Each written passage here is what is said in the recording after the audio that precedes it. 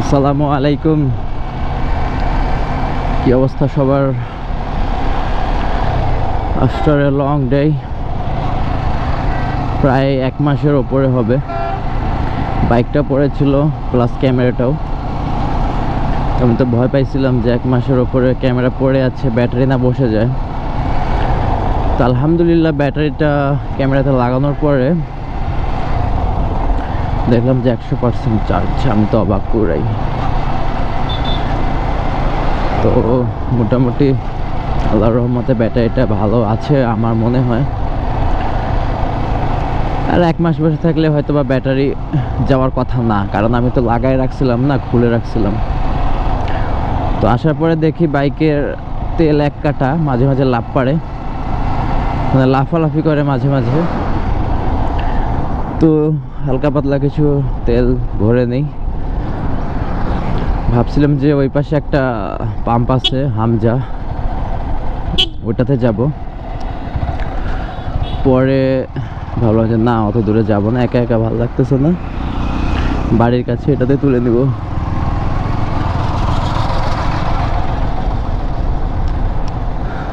তো এটাতে চলে আসলাম। বেশি টাকার তেল নেব না, হালকা পাতলা।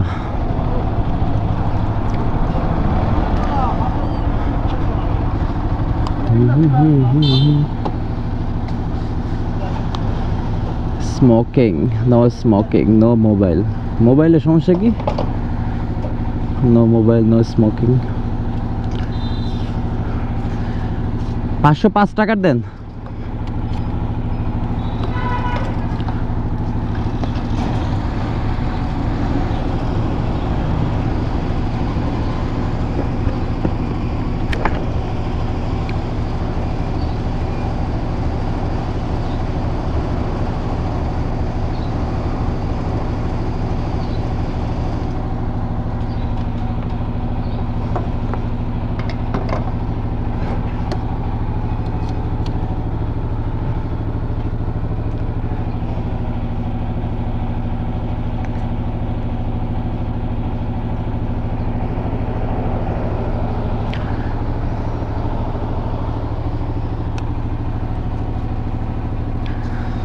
তো তেল তোলার পরে 1 2 3 4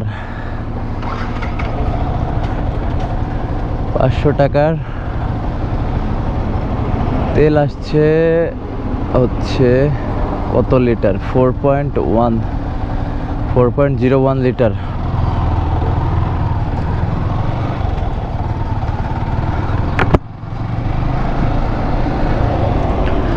তো 3 দিনের ছুটি মাত্র, আশা করি এই তেলে ছুটি চলে যাবে।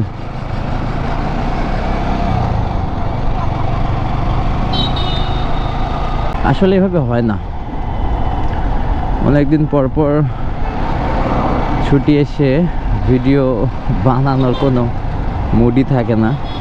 প্লাস পেজে যদি রেগুলার না হই, সেক্ষেত্রে ভিউয়ার্সরা আমাকে বয়কট করে দিবে। অলরেডি অনেক ফলোয়ার্স আনফলো করে দিয়েছে, বোঝা যায়। কারণ আপনি অ্যাক্টিভ না থাকলে আপনাকে অবশ্যই আনফ্রেন্ড করে দিবে আপনার ফ্রেন্ড। তো সে অবস্থায় আসলে শখের বশে করা, সেই রকম প্রফেশনালি না এটা। তারপরেও এতদিন পর পর কি বলবো কি করব কিছুই বুঝি না।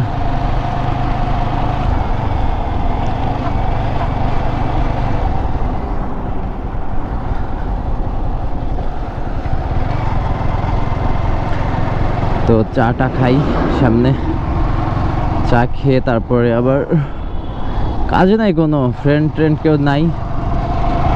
ও বাবা, আরেক কাটা বেড়ে গেছে, 2টা বেড়ে গেছে।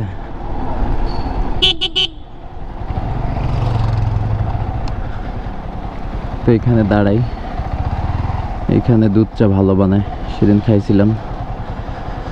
কি অবস্থা দেখি আজকে। তেলের কাটা হয়ে গেছে কয়টা? 1 2 3 4, 1 2 3 4 5টা, একটা বেড়ে গেছে। তো ঠিক আছে। হ্যাঁ, দুধ চা হবে। একটা দুধ চা দেন।